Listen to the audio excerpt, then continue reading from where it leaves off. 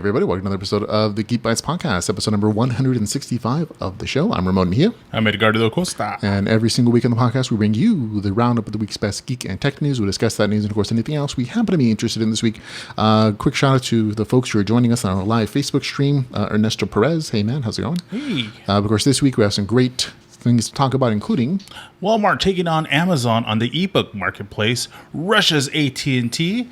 AT&T. I was going to say, hey, they got into the phone service. Good for them. The secret Winona and Keanu marriage. Guardians of the Galaxy 3 delays. The new Predator photos. Batman in rehab. And more. Yeah, folks. Of course, we begin our show, though, with Geek News.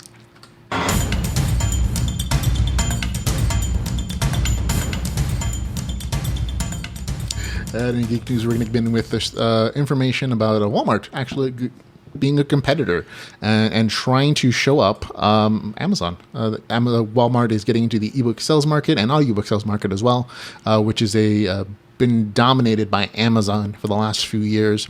Walmart has done a deal with Kobo, which is already a well-known online distributor of ebooks and audiobooks.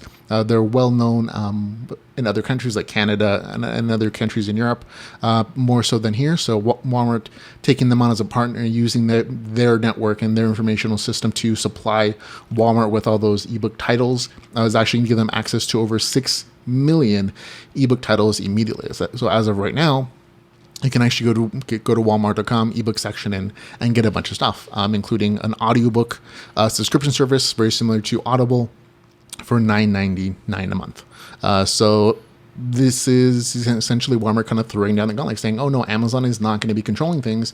We're going to be a competitor for them. So this can be good, bad, a lot of other stuff. So, but for me as personally, I'm an author, having more competitors generally means it's better for the writers and the content creators, because now they have a marketplace in which there is competition. So one person, one venue doesn't just get to decide all the rules. Yeah, especially obviously if you love the Phantom books, having another outlet is always a good option. The only thing is, hey, Hans is here. Hey, Hans is in the chat room. It's just funny just seeing Walmart just being a little extra fancy. It's like a little pinky up on their logo. They should be missing now. Yeah. I'm just not seeing it being huge. It might take a little while for it to catch up. But yeah, Amazon has hundreds of millions of books, and they have a nice library where it makes it very easy to publish, and they're kind of the go-to. Amazon controls something where we're between 65 and 75% of the ebook market right now, and so they're a huge juggernaut as far as that goes. And so if you're not on Amazon, you're probably not making a living as an indie author, and your other choice is to go to publishers who take a larger percent of your cut. You get royalties from a regular publisher in the neighborhood of 10%. On Amazon, if you're self-publishing, you get anywhere from 30 to 70% of the royalties of each sale. And so percentage-wise, that's much more attractive. But at the same time, you just do more work as an indie publisher. And Hans in chat room says, hey, what's up, guys? So, hey, man. Yeah.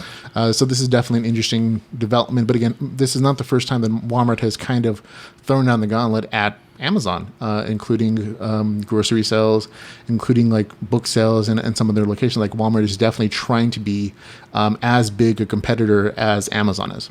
Yeah, and don't get me wrong, Walmart was a juggernaut for a while, but now with all these online companies and whatnot, it's just a little bit extra competition. So they kind of want to throw their little gauntlet in there. They're definitely saying, oh, Amazon is taking over the selling of stuff business, basically. And Walmart is like, oh no, we have money, we can do this too. And they're they're definitely putting the infrastructure by buying Kobo, which is already a successful ebook system.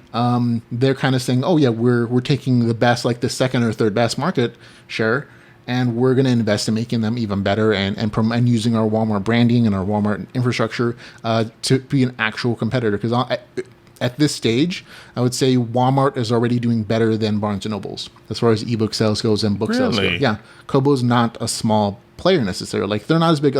The top two are going to be Amazon, which controls 65% of the market, and then after that it'll be iTunes, iBooks, which has not nearly as big of a share, but it's of the two, that's the next big, with somewhere in the neighborhood, 10-15%.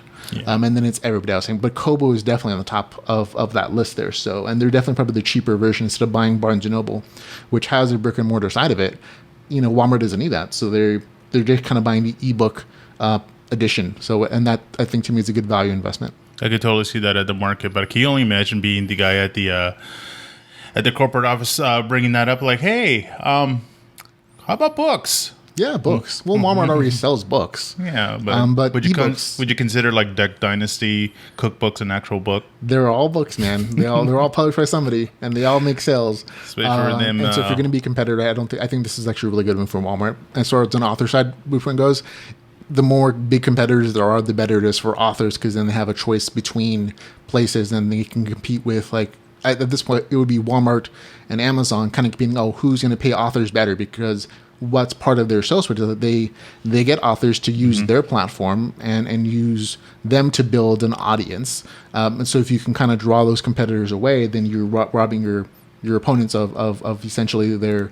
marketplace. So a lot of interesting things there. Now, what do you think? Because I've been noticing, I don't know, obviously you haven't been to a Walmart recently, but they've been doing a lot of remodeling in a bunch of stores.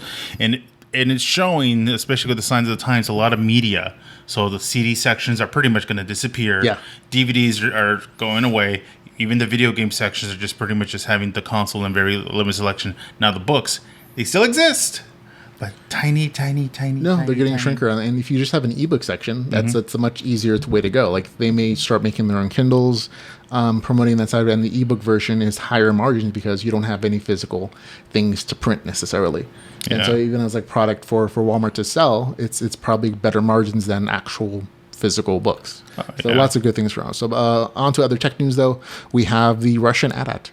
This is the one we were talking about earlier, where it's not AT&T, which would be a Russian version of a telephone service, I guess, but a Russian AT-AT. A tin can with a string. Yeah. This is an actual picture out of a vodka bottle. of a Russian military design program and weapons manufacturing. This is an actual prototype for... Okay, because it looks like it's made out of cardboard. I don't think it's going to last that long. That's all metal. You can see the rivets on the sides there, but that's the Russian version of the AT-AT. It's been touted in like media recently as just like an homage to Lucasfilm and of course Star Wars. Other people have pointed out, like, it looks more like that RoboCop. The T whatever. Yeah, the T whatever thing. Yeah. And that could also be but to think that somebody's actually going to make this MechWarrior style device. No. I think we've seen the Chinese version, the American version. When they were going for the television fight competition, right? Yeah, and this would be like an actual military thing that doesn't make sense. As far as making a machine that walks like a person to go, it doesn't really make sense.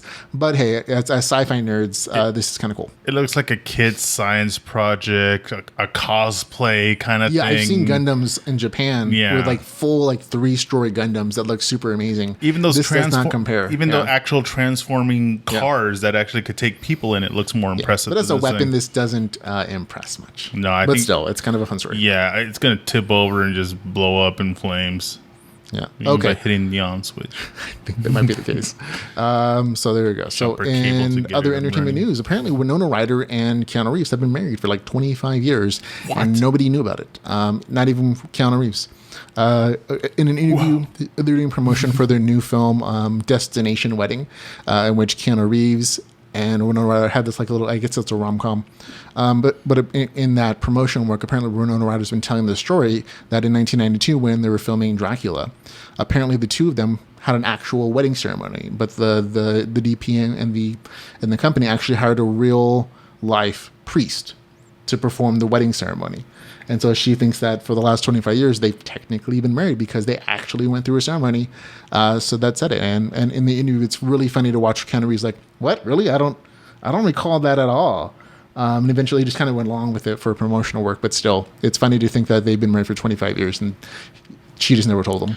Well, that was the whole thing with the unwritten law. Like, you could pretty much get married, if not married, to anybody, because it's a commitment ceremony. Yes. That's all it is. Unless it's a documented, legal binding contract, it's like you and I could be married. And if we just said, okay, you cool, we're cool, we're married. And there you go. That's all it takes. There you go. In the eyes of whatever God was doing the religion thing there at the time, whatever kind of priest it was, apparently they're technically married. Yeah, because in Pennsylvania. What's the other supposedly non-legal written contract if you get married supposedly by a ship captain out in international waters or something like that? Common law married or something. But yeah, you can. A ship captain in international waters can also marry you. Folks. That or if you traded her for a goat and some kind of bags of potatoes or something. I don't think she got a goat's worth of dowry.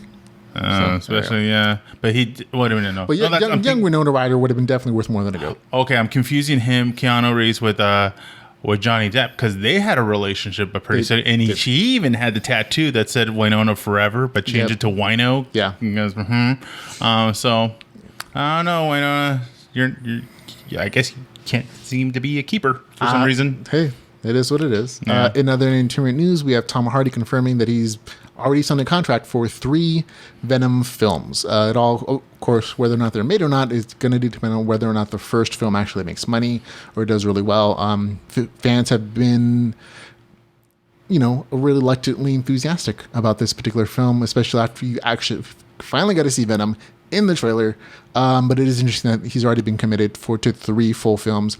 Fans have been speculating that with essentially Woody Harrelson being a major part of the film, of course, that they might be going for Woody Harrelson being Carnage, playing that particular character, which I can actually see, especially if he's just kind of do the crazy psychopath murderer thing. And I think that the trilogy is going to be, I think it's, Carnage, Maximum Carnage crossover from the 1990 Spider-Man comics. That's the overall storyline that they're going for. Like the first film is definitely not that one, but if they think that going into 2 and 3 that's going to be the storyline. They basically think that, at the end of the first movie, that's where you're going to see Carnage. Yeah, from what I'm hearing from reviews and whatnot through other sites, supposedly the villain in this movie is going to be Riot. Right. One of the many symbiotes. Like a bunch of symbionts there. So it makes sense that you have multiple of them that you can kind of use off and on in a franchise if you really want to. Because supposedly, because they've done, a lot of people, oh my God, it's like CSI with a lot of these trailers. They'll stop it frame by frame to verify it, to check out clues and whatnot.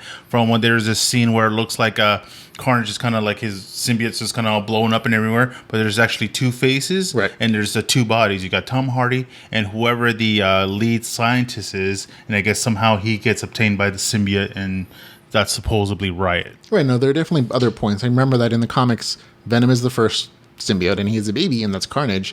And then, I think scientists make the other ones. Is that what it was? It's a little bit of or is it like everybody has babies? Breeding. I don't know how. Yeah, I think they're going with we have this original symbiote, but we also want to make more of them and see how they bond, how they can bond with other people, and it's a bunch of experimentation. Yeah, because it's it's all self-reproducing. Because unless unless you take a mommy Venom and a daddy Spider-Man, and Ooh, is that how Venom was born? Like, oh dear. Well, let us poor Tom, poor kid. He lost his virginity to a symbiote from space. Yeah. Okay. I think there's probably a movie on that. In other entertainment news, apparently, and like we talked about, Guardians of the Galaxy is kind of a dead film right now. The Volume 3. They lost the director, and apparently the actual crew that was assembled for pre-production in Atlanta, Georgia, has been let go. Which kind of makes it official that this whole movie has stalled while they look for a new director. Apparently, I remember that James Gunn was the original director for this film, Guardians of the Galaxy Volume 3, but he was let go after, I think tweets that were 5 or 10 years old resurfaced, and he got fired for it. Even though the whole cast kind of rallied around him saying, yeah, Disney, you should rehire James Gunn because these things are old and we all change. Apparently that wasn't enough. So he was definitely Disney said they're not going to rehire him, so they have to search for an entirely new guy, which means that not only the director might change, but the film might change, the script might change entirely. We don't know. But until then, all those people who were planning to start filming soon are just out of work. They have to go find something else to do. Well, there's thankfully a lot of other Marvel material to do, but it sucks. Come on, really, Disney, with a past of a bunch of racial cartoons, Song of the South, and all this other stuff that you've done, you're gonna be the one telling people definitely can't be judged for what you've done in the past, but we're okay. But then again, you're the boss. You have the money. You're the main company. Billions of dollars. Yeah, and they're like the new boss too. It's the whole do as I say, not as I do. Kind of. Definitely, people brought those things up in the past. Remember those Nazi films? Yeah. And, propaganda. Those other racial things. Yeah, I remember you did blackface. Disney, don't pretend you didn't. Mickey Mouse, he did it. So all kinds of stuff like that. But still, so it's sad that we have to wait for Guardians of the Galaxy Volume 3 because of this kind of stuff. Okay, let's be honest. Who's really going to boycott Disney? The actors thought they were going to. I mean, they'd planned to. I think, who was it, Drax? He'd seriously consider, I don't want to be a part of this film if it's not this director. Like, he's the reason I'm here. He's the person who kind of gave me my start. I'm going to be loyal to him. Then he read his contract, like, oh look, I can't quit.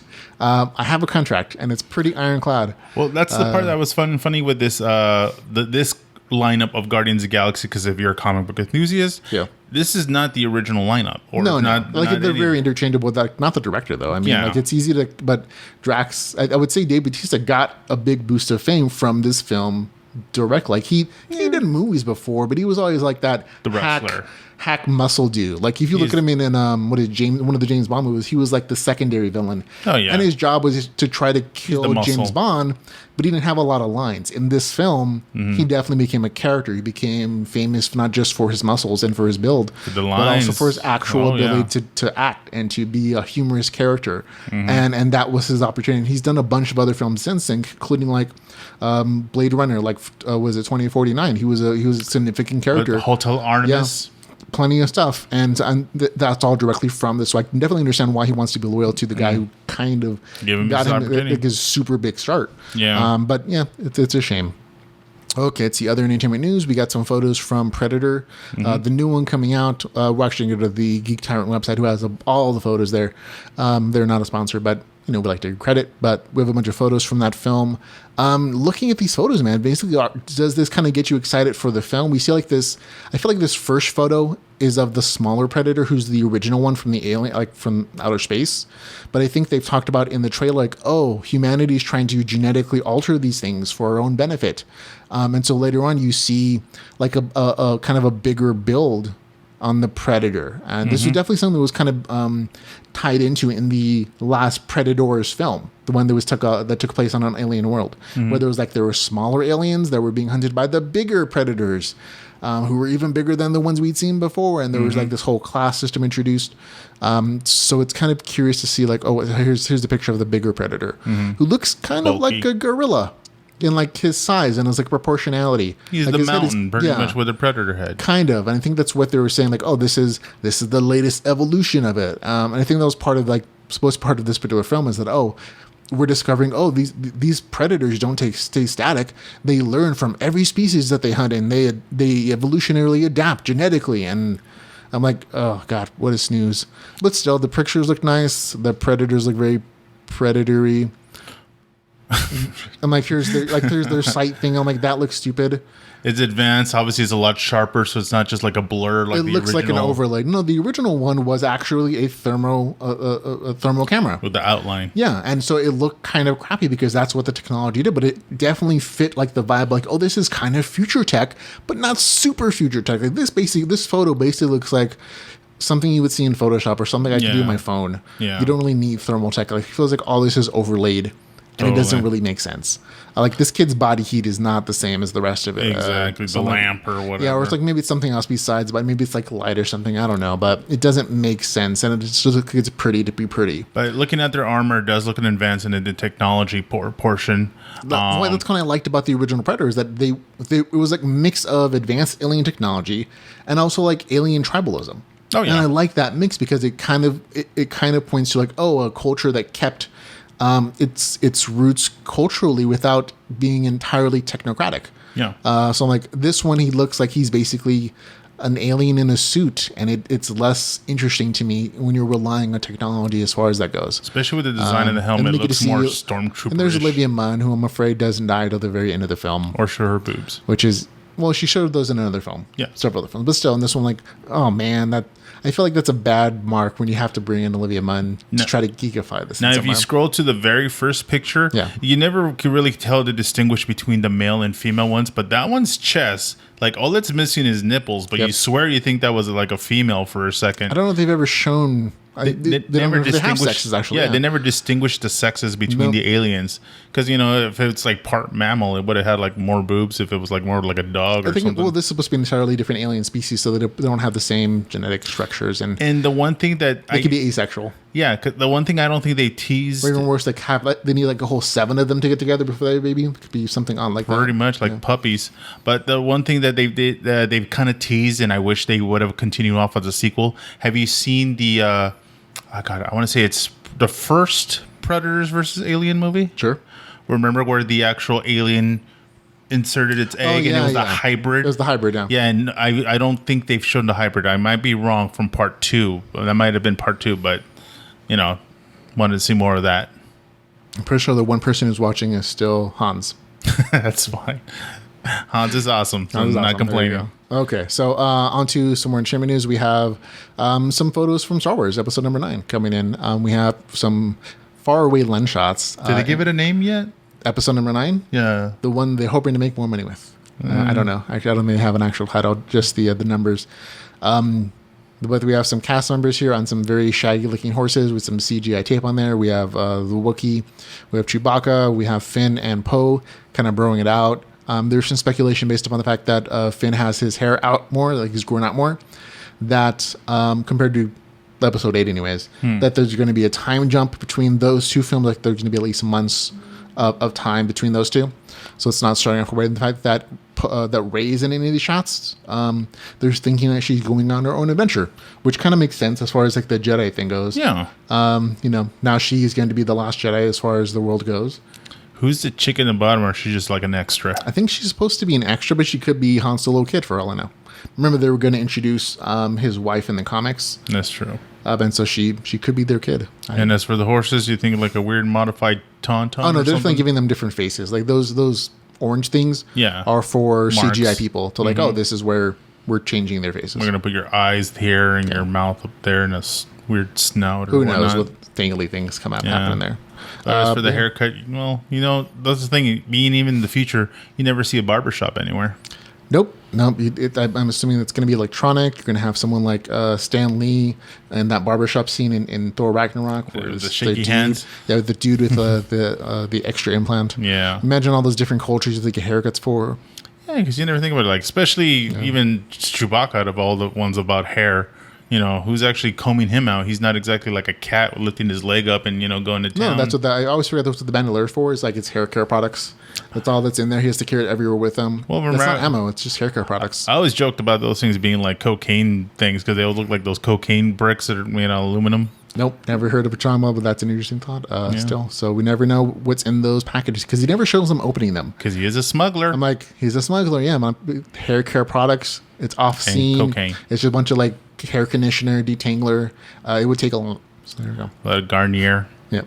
L'Oreal. In other entertainment news, we have Dominic Monaghan is actually going to be joining Star Wars Episode 9. This will be mark his reuniting with J.J. Abrams since they did the series Lost. So he's going to be...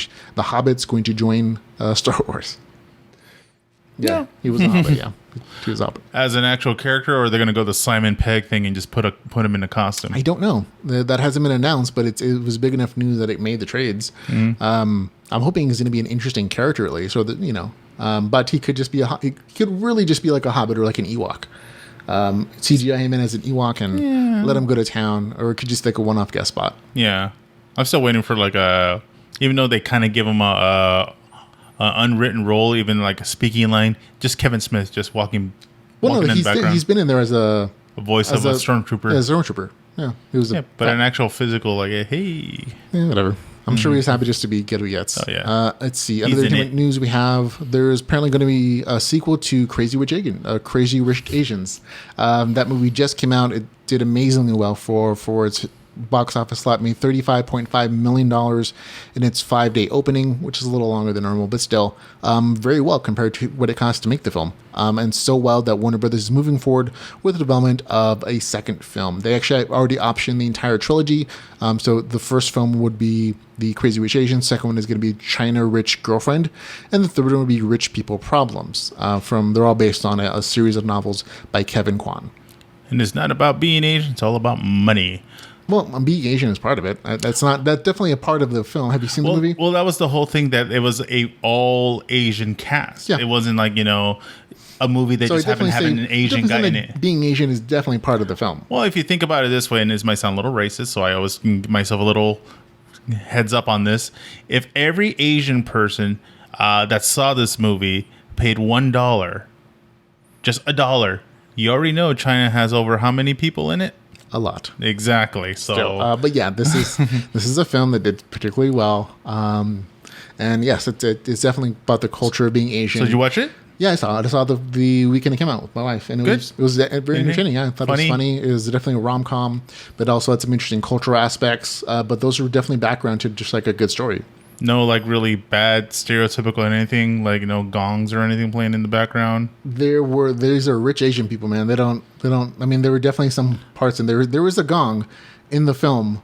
Okay, but it's basically made as a joke, like, oh, these people are so rich that they'll import like ancient artifact gongs just because they have the money to spend. Okay, no stereotyping. Martial arts fighting. No, man, there's no. Okay, I'm trying to It's definitely rom-com. I wanted to crush the stereotype. Like, oh, was there any kind of like martial arts in it where they're all drinking there's sake? Definitely other kind of. I want to say stereotypes, but they're anime not based references around Asian. There are some. Not like that kind of thing. There is, but it's also like mainland. It's like Singapore, China, which has a greater European influence or something. Oh, okay. But it's more about being rich in a different culture, and the way that's different from being like American rich. Any knocking on white people? Probably. Okay, just want to make sure. Yeah, but it's definitely it's really funny. The love's really cute. It's also a good romance, but it's also more about being wealthy and what that means in no matter what culture. It's like it's also about like in this particular culture, the main character is a woman, and she finds out that her boyfriend is like super rich, like royalty rich in Asia. Like his whole family apparently has so much wealth and money and land that they're considered like royalty. So like he's almost like a prince. Are they like a Asian Wakanda? Like they're advanced in science and technology? No, much like it doesn't go sci-fi route. Although I did see a trailer for Aquaman, and that's what I thought about the underground world. Like that's supposed to be Asian. That's supposed to be underwater Wakanda, isn't it? Well, that's pretty much it is. But it's a good film. Definitely, I mean, it's a good film. So I'm happy to see that they're getting sequels and trilogies. Yay! Yep. Okay. Other entertainment news. Apparently, they're going to be making a live action version of The Little Mermaid. That's not particularly new news, but what is new news is that Zendaya has been approached to play the lead role of Ariel. So you're going to have Zendaya as Ariel. I was definitely surprised enough to see her in Spider-Man Homecoming as a character at all. I was expecting a way bigger role. Yeah, but apparently she's been offered the role of Ariel. So what do you think about that, man? I'm not knocking on it. Honestly, did you watch The Greatest Showman? No, I refuse to watch it. I think it's out as a movie right now on like to be downloaded, right? Yeah, it's out. So if you get a chance to watch it, it's a musical. She's good in it, but her body, to me, nothing against it, just hasn't like, I don't know. She's still really lengthy, almost has like that teenager body, so she hasn't developed all the way. But then again, Ariel was a like 15, 16-year-old I think girl. She was supposed to be 13 in this movie. Really? Whoa. Okay. But obviously it's been done with the how you call it, not race trading, but swapping or whatnot of characters. I'm pretty sure it's not called race trading, but I'm trying to think of the proper name. But yeah, swapping, just changing the racial profile of a character. There you go. So unless they have to give her red hair. So I think you're more concerned about the red hair than her actually being person of color. No, I could care less. She could be Asian. She could be anything else. For all that matters. You really care about the red hair. She has to have red hair. It doesn't matter what race they go with. She should have red hair. Yeah, because that's the iconic look of it. Because if you were to have like a silhouette, not even showing her skin tone or body, it's the red hair. It's the red hair. Because originally the from what I've seen a little background history, originally they were going to go with her being blonde, but they decided to go with red instead. Oh, you mean in the original Disney version? Animated version. I don't think the original children's tale or story had any kind of Hans Christian red Andersen hair or any race hair color or anything like that. Yeah, there is a current Little Mermaid movie coming out that is that sucks. More of a freak show kind of circusy kind of thing, but this one would be fine. She does have singing chops, so I think she could crank it out. That could be the case. They're going for the singing part of it, but she also has popularity among the youth, which is definitely the crowd that they're going for. Yeah, I could tell. Obviously, some people are going to complain, bitch, and moan, but then again, it's not like they swapped out Mulan and got a black chick to play Mulan. So this shouldn't really be good. Yeah, this story definitely doesn't have like any kind of racial, cultural tones to it, so it shouldn't be a big deal to most people, but it will be. Yeah. It'll definitely be a deal. Okay, another entertainment news, we have Brendan Fraser being tagged as the Robot Man for the upcoming DC streaming show Doom Patrol. So we haven't really seen him in a lot of things in the last few years. Apparently the story was that he was sexually assaulted, and that's why he disappeared from the movie world. Bye. He doesn't say, but apparently that was what happened to him, and that's why he disappeared from the movie world. But he's been coming back recently, the last few years. But it's been a long time since his peak popularity with like The Mummy and George of the Jungle and Encino Man. But he's going to be this character, Robot Man from Doom Patrol. So if you don't know Robot Man, apparently he's one of the founding members of Doom Patrol, along with Negative Man and Elastigirl. And he's basically a race car driver who got in an accident and his mind was put into a robot body. And that body has shifted. That body has changed over the years as the Doom Patrol changes. But he's always been a fixture of that particular comic book superhero team. So there you go. My thing, I thought it was like financial woes and stuff because I read one of those old stories like, this is why what's his name's not working anymore. But the sexual assault, wow. Yeah. I mean, honestly, the second one makes more sense. Like the sexual assault kind of, I mean, that's got to be a devastating thing. Like I would understand if I don't know if this happened and it's just me making an assumption, unless he got raped or something like that, like really bad. Could have been the case, but like yeah, that would definitely like make you not want to be in this industry or in that industry anymore. I thought he was. I thought he went like the Val Kilmer approach and just gained a lot of weight and just kind of was not physically appealing. Well, no, he wasn't. He was never the kind of character actor where he relied on his looks. He was funny. And he was interesting. I mean, he can't be like I actually think he would work as a 300-pound man and still just be funny. His appeal was personality. Even in Encino Man, where he's like at his thinnest as like a 20-year-old, because he was really young. I was just one of his first roles. But his appeal wasn't his good looks. He doesn't have like classically chiseled good looks. He has an interesting personality and he has an interesting ability to be a character.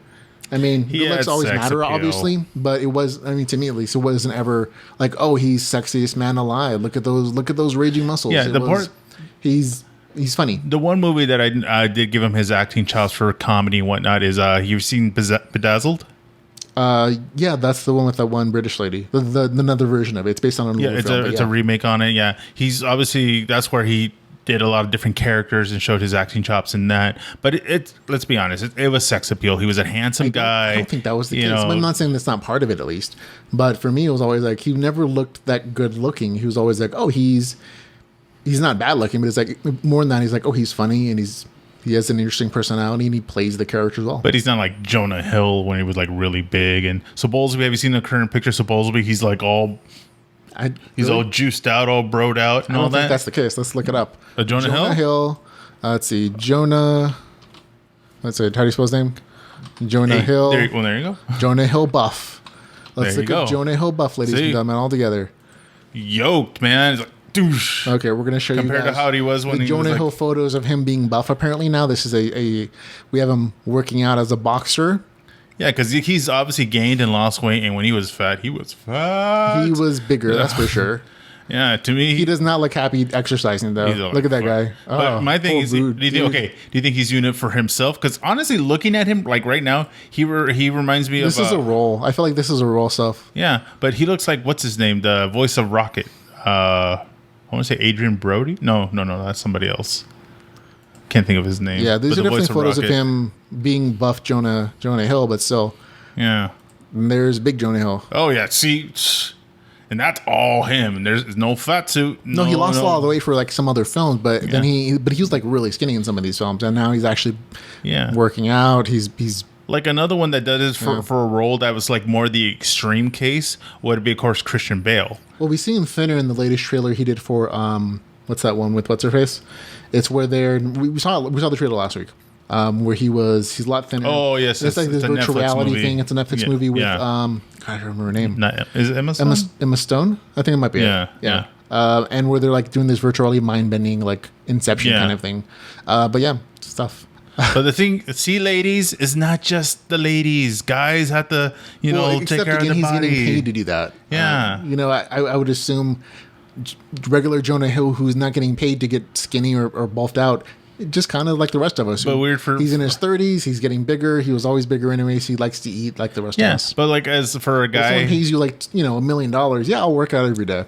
Oh yeah, but it's not like the same like with the lady actors. When was who is the most current lady actors get it worse? You kidding me? Like lady actresses by default have to be a certain shape, or they don't even get the audition for a particular role. Man, name any lady actor that intentionally had to gain a shitload of weight for a role and to lose it all again. Well, most lady actors aren't in the role of like being a fat person. Like ever, like that, unless like you're just big. The default judgment is like, oh, you have to be good looking, and if they do, then they put on a fat suit. I mean, that's sad. That's completely the standards are completely like nobody's ever made Jonah Hill be big and hefty for his roles. You got to be fat for this. Yeah. The only one that other than wearing a fat suit and gain some weight is certain actors like Mr. Edward James Olmos. He had to gain weight to be Selena's dad because there was a scene where he's literally in his underwear, and you said that's all natural. Yeah, but then there's other ones where you had to wear a fat suit, legit. Like obviously, and it's usually sad to say. Or you see,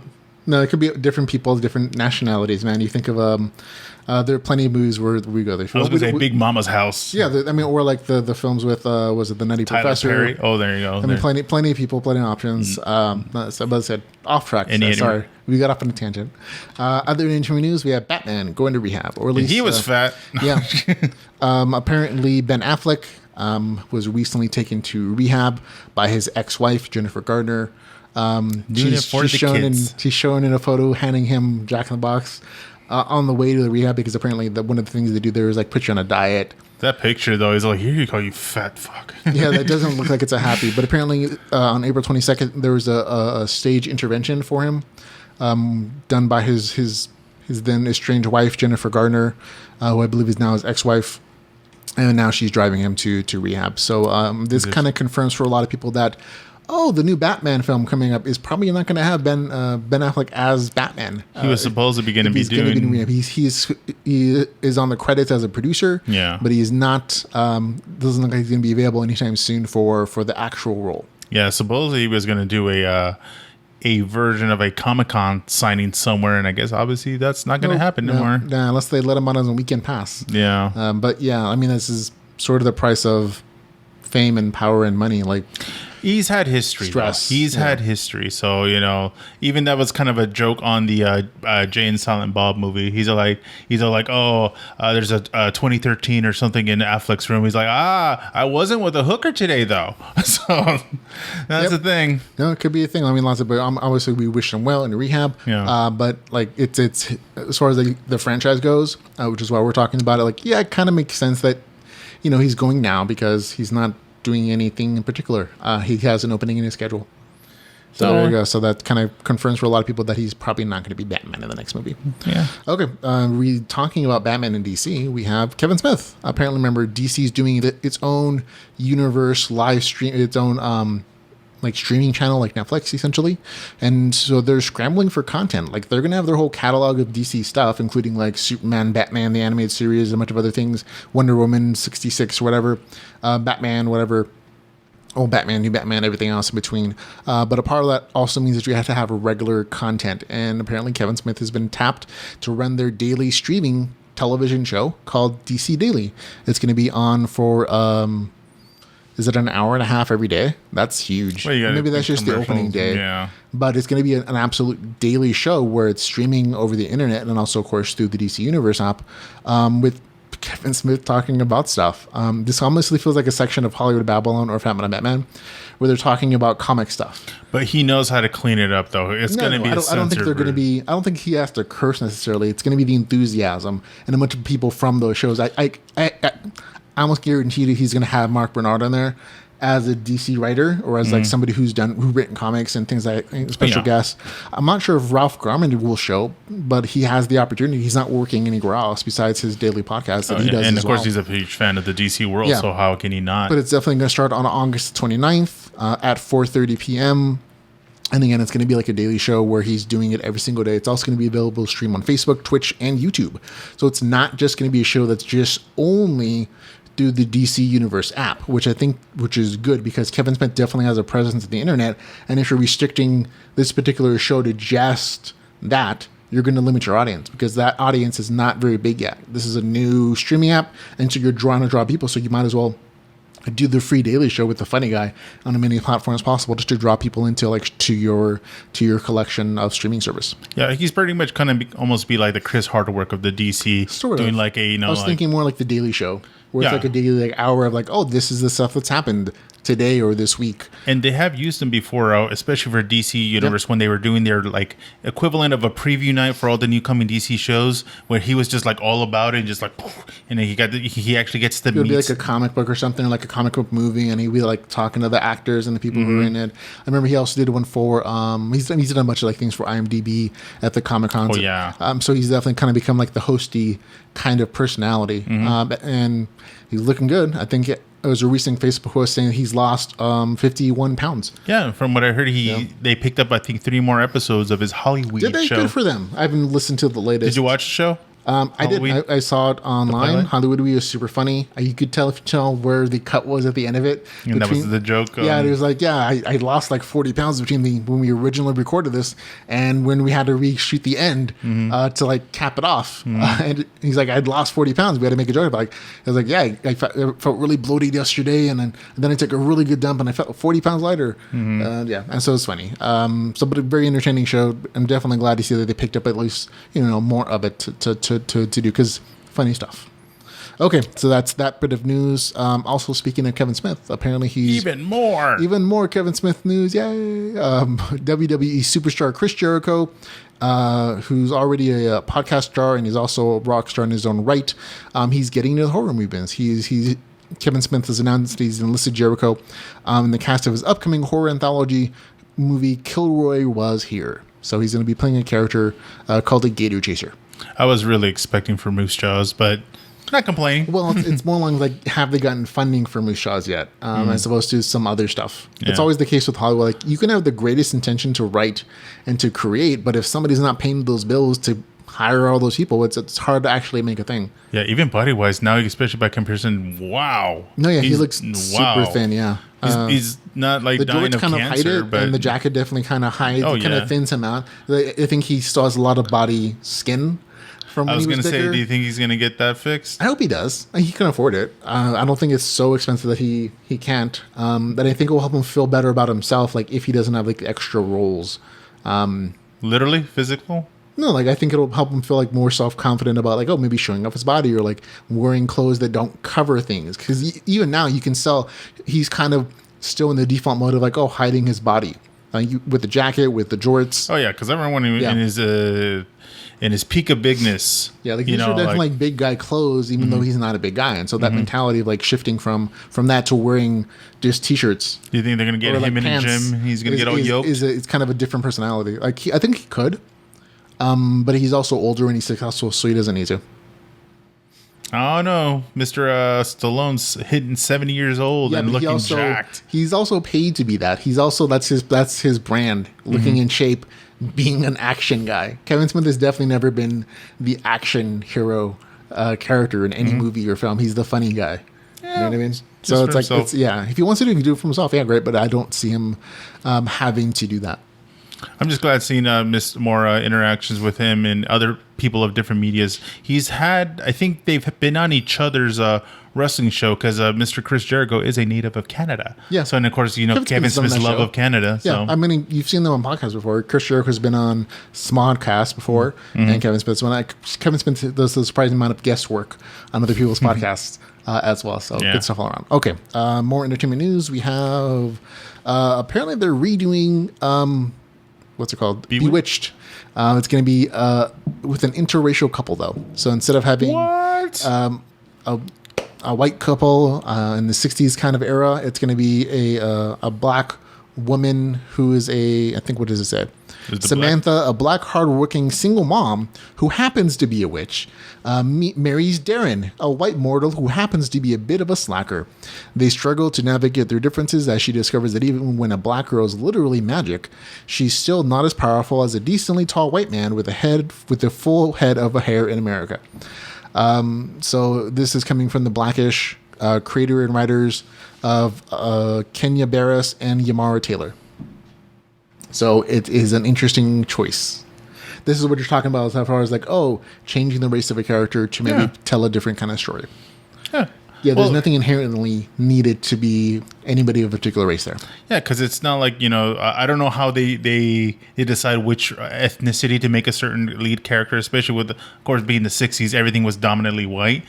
It makes me wonder, especially in the writing room. I'm like, all right, what race should we make this person? They probably have like this kind of like Rolodex or this wheel of fortune. Well, no, I think the original writers were like, oh yeah, he does a black story and he does like a very particular kind of storytelling. And so him and his partner came up with this idea. I'm like, oh yeah, we'll take this old concept, we'll make it new, we'll make it a little more relevant and more appealing to the wider audience. And this is how they come up with it. I mean, I don't think it's as random as like a bunch of white people saying, what are we going to change the race of this guy? Let's roll the wheel. Click, click, click, click, click, click, click, click, click, Asian, okay. Half Asian, half black. There you go. Yeah, that's not how that. I don't know how that works. My thing is, especially if they're going to go with the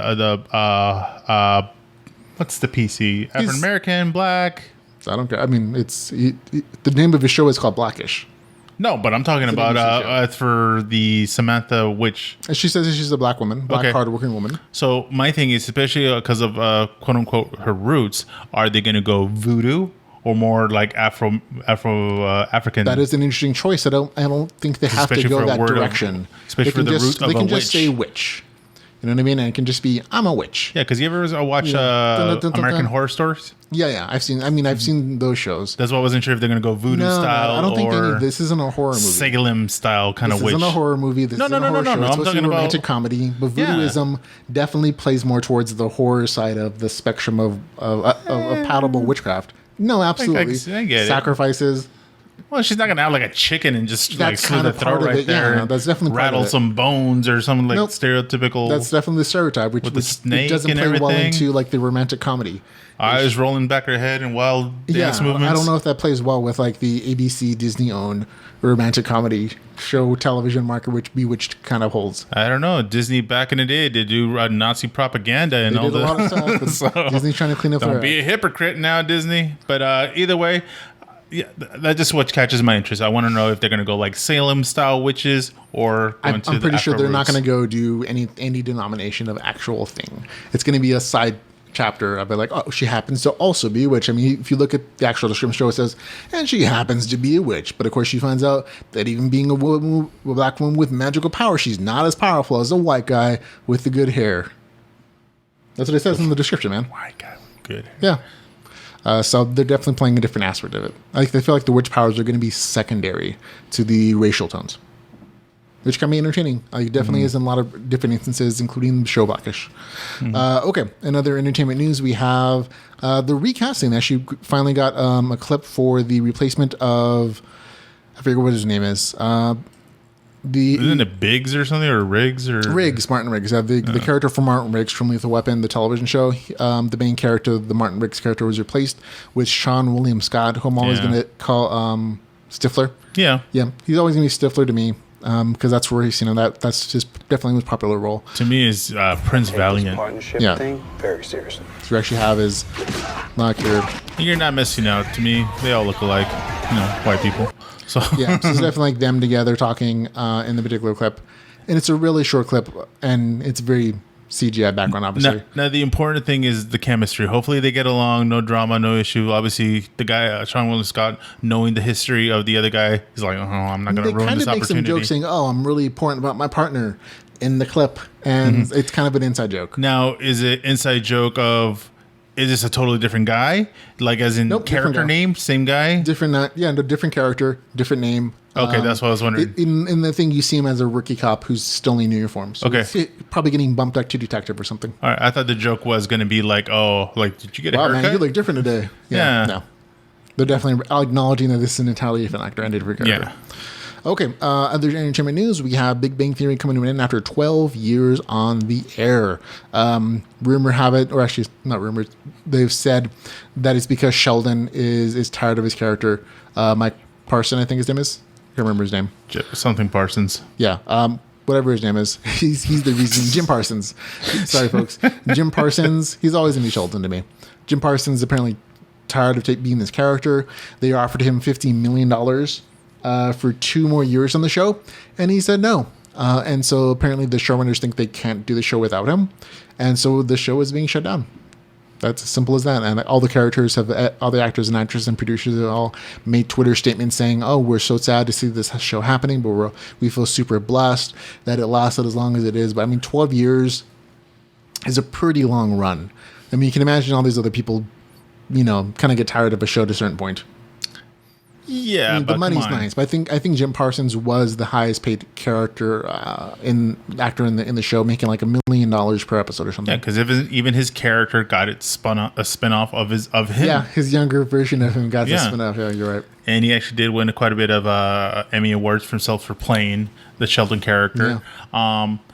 It's kind of sad that, it's for some people it'd be about money. I'm okay seeing it go because I haven't watched in the last few years. As long as it has a good send-off even on like it. They say that they've already filmed the whole season, so they're already done filming. It's just production stuff and actually putting on the air. But they're done filming, so like everybody's already done with their work. Because I'm actually binging on that right now. I'm trying to catch up on this before I heard the news of it ending. Because there's still quite a bit of mysteries on it. Like the one thing is the character Penny. Yeah. 12 years. Like, what's her last name mystery? That was a joke. Nobody knows her last name. She's lived with a guy. She's married the guy, taken his last name, but nobody knows her original last name. She even had her parents on the show, and they were never addressed. Oh, hello, Mr. Blah, blah, blah, or, Yeah. So, and some people are expecting, like, okay, it's supposed to be the wedding episode of Sheldon and Amy. They're expecting hopefully some people get kids. My thing is, will Raj finally just come out of the closet and just straight out this is who I am? I don't think he needs to be gay at all. I don't think things have always been like... He's very metro. The running gag of like, oh yeah, he's a little metrosexual, but he's very also metro. Totally not gay. He's had female girlfriends and some pretty hot ones. But he's also had experiences. I remember he had a nice redhead once. Yeah. He's also had a little experimentation, like how younger people do with his time best friend. Maybe they'll do like a forward series, like at the end of it, at the last episode, like, oh, this is what happens to them in 10, 15, 20 years. They live their lives and et cetera, et cetera. And that might be the last joke. Yeah. Okay. More entertainment news. We have Netflix apparently is doing a live action Death Note sequel. Why? I don't know.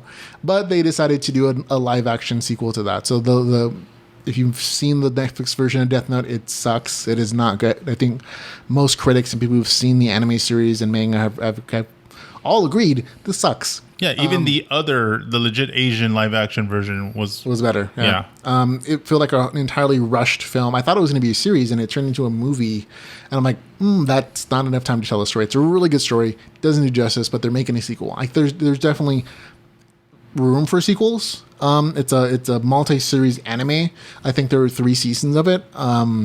So there's definitely material for a sequel, but even though it kind of sucked, I guess it sucked enough that it got enough coverage and drew enough Netflix subscribers that it was worth their time to make a sequel.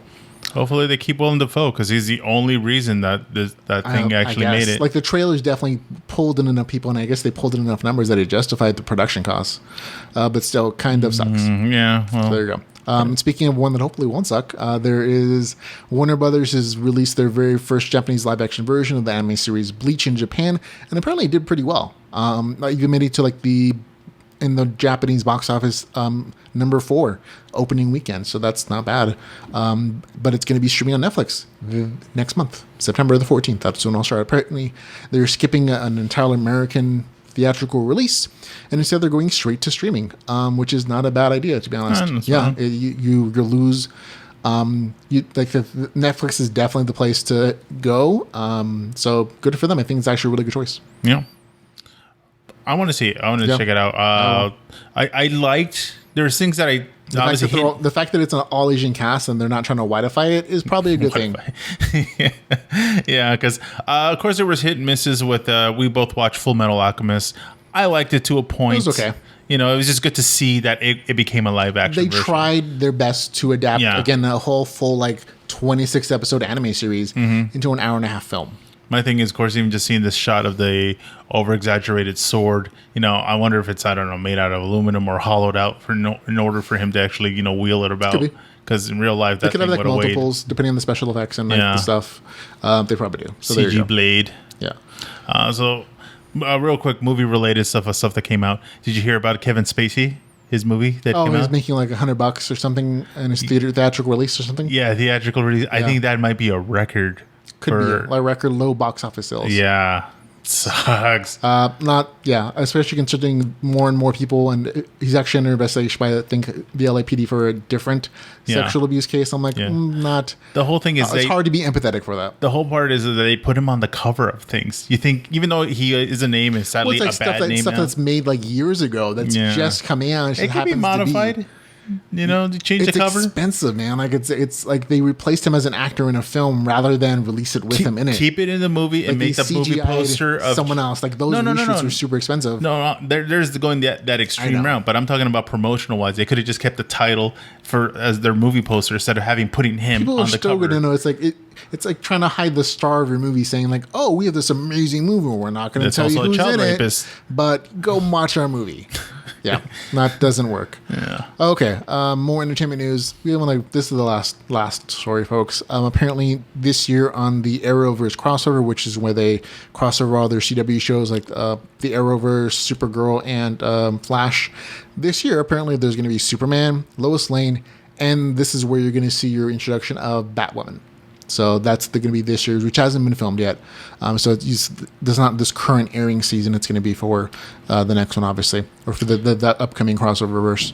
But Superman himself, Tyler Hoechlin, I don't say his name, is going to reprise his role as the Man of Steel. We're going to get Ruby Rose as Gotham's Batwoman, and they're going to be introducing Lois Lane, whom they have not cast yet. With all these characters that they had, and obviously the biggest teaser is having Batwoman. I'm honestly more excited to see Batman. Well, that's someone else's intellectual property, man. Is it? Yeah, well, it's not for the television universe. Like, DC is keeping it for straight on film stuff only. Like, you're not going to see Batman here. The closest you're going to get is Bruce Wayne on that Fox show.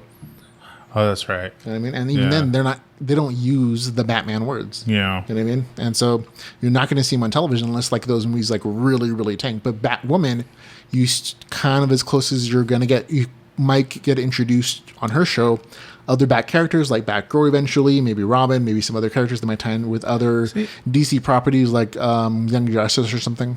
I would understand even if it was just mentioned of his name and all, but obviously it's coming out for the DC streaming service. But like even a Teen Titans, they're super particular about all the things that they use in these properties. Like the Flash television show can't use the same villains as the Flash movies. Oh, you know what I mean? And vice versa. Like Supergirl, they're like, sometimes they give us a great slate of villains we were working on, sometimes not so much. Yeah. Or they'll take them away from the television version because they're going to use them in an upcoming movie, and so they can't use them anymore. A bunch of things like that. And it's just like, and it's just DC deciding who's going to TV and who's going to the movie franchises. And that includes, Batwoman. That's why they're not doing Batman television show, because they were saving him for the big box offices. Either way, I'm going to check it out. We probably will. I mean, I'm more interested in seeing the costume character, because if anything, like a lot of times they'll have. Hey, there's Hans. That's lame. They'll have the plain clothes character around, but they very few times they'll actually have them change into their hero outfit. Yeah, I'm kind of curious. What do you think is lame, Hans? That they're doing a crossover at all, or that they're limiting the characters that are appearing in these universes? Now we have to wait till he responds. Who knows? But I don't think we're actually that far behind on our thinking. So hopefully we'll be able to comment. This is kind of the end of the show, though. So we're probably gonna vamp for a few minutes until Hans comments on in the Facebook live stream. All right. In the world of the television ones right now, because obviously once again they're concentrating on the movie wise. Any character that you'd like to see in the DC universe? Batman, like actual Batman, yeah. I would love to see actual Batman. But there's other characters. Hans Lumen Troutman says the limiting factor of how DC limits what goes in the television series. And like, I get what they're saying. You don't want to use like your best characters for a television show, which is not necessarily going to make you a ton of money. But in a movie show, hopefully you're going to make like millions and millions of bucks for essentially what comes into an hour and a half film, and production costs are different, and the television shows aren't exactly super big money makers, but they make good revenue from ad services, but it's still not as much money as a movie office. Now, there's also not as much prestige to being in a television show as there is in a movie. Well, so I get where they're coming from, even as a fan, if I don't like that limiting factor either. The one character that even Stanley mentioned that he'd like to see on film, television, and whatnot, and he has been used in the animated series, so I don't know who they would actually use to cast, is Lobo. Lobo's pretty much the equivalent of like Deadpool, at least for the comedic way. I think they've decided to make a film for Lobo. We don't have any details, and I remember us talking about them putting together a script for a Lobo kind of movie, and that's been talked about for, I think, for a few years. All, of course, depending upon how popular Superman is and whether those franchises work out. So doing secondary side characters where they're not as popular as your main guys isn't always a recipe for success. You look at Venom as a perfect example. He's not the popular Spider-Man character. Spider-Man is. Spider-Man's a guaranteed box office draw. Like, there's going to be enough money there, even with like bad sales, that it's going to kind of justify at least, making the film. Like, you can guarantee you're going to get butts into seats when you have Spider-Man on the poster and as a character. You can't always say the same for Venom. You can't always say the same for Lobo, because they're just not they're not as well known as their counterparts, which would be Superman. Like, you give Superman something, people are going to go see it even if they think it's going to suck. Look at Justice League. That's a perfect example. Like, people weren't sure, but they still showed up because you have Batman, you have big names Wonder Woman, you have Aquaman, you have Superman. But Lobo as a character is not as nearly as popular. I mean, it is for nerds, but for mainstream like America, I have no idea who he is. It's definitely a risk, which is not what movie people want to do. They don't like to risk $10 or $15 million on an unknown, aspect. True. So there you go. But if a lot of these secondary characters do better, you're going to get more of these side films. Like, they already have plans for a whole slate of other Spider-Man characters just based on the fact that, Venom seems like it might do well. Like, you have, Black Canary and who else? Something else? Like a Silver Spike or something. Oh, Silver Sable. Silver Sable and whoever, the Black Cat or something. Yeah. Right. So they have, and then from there, other characters will pop up, obviously. But it's all going to kind of hinge on, can this secondary character like Venom still produce enough, revenue to justify making these big films and stuff. Yeah. Because for DC, all I'm waiting for is... and DC's struggling anyways with the superhero stuff. Come out with that, what was it? The Gotham City Sirens. I can't wait for that. I would rather watch that too. But I think DC is doing better on television than Marvel. But Marvel is definitely doing better in the big screen, which is where the big bucks are. I mean, you want an Avengers movie? Yeah. Hans Chartmas, has there been any new talk about the new Green Lantern movie?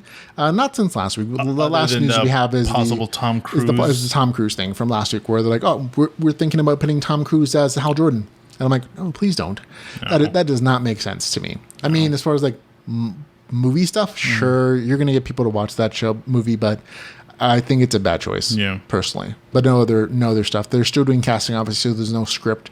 There's no like actual thing, but it's definitely something they plan to do for, I think it's a 2020 film that they're planning to release at that point. So it's not going to be around this year or next year. They'll probably start filming next year, though. But that's as far as we know. And Hans Charm says, no. Yes, he's same as us. Like, that does not make sense. Yeah. But that's it for the show, ladies and gentlemen. Thanks for hanging out with us while we talk about geeky stuff and talk to each other about the things we enjoy. Remember, if you want to support the podcast in any way, shape, or form, this show does not exist without your support in some way or form, including, just like keeping the lights on. Yeah, literally. These lights cost money. Like, these are not... we don't got hamsters on generators going on the wheels, keeping these things on. That would be funny to watch the background, though, as a gift. But if you want to support the podcast, you can find all the ways to do so at geekbytespodcast.com/support. There you go, ladies and gentlemen. For Geek Bytes Podcast, I'm Ramon Mejia. I'm Edgardo Acosta. And thanks, folks, for hanging out with us. Now, remember, until we see you again, go geek out about something special. Thanks to Hans for hanging out with us in chat. See you, buddy. Hans. That's the end.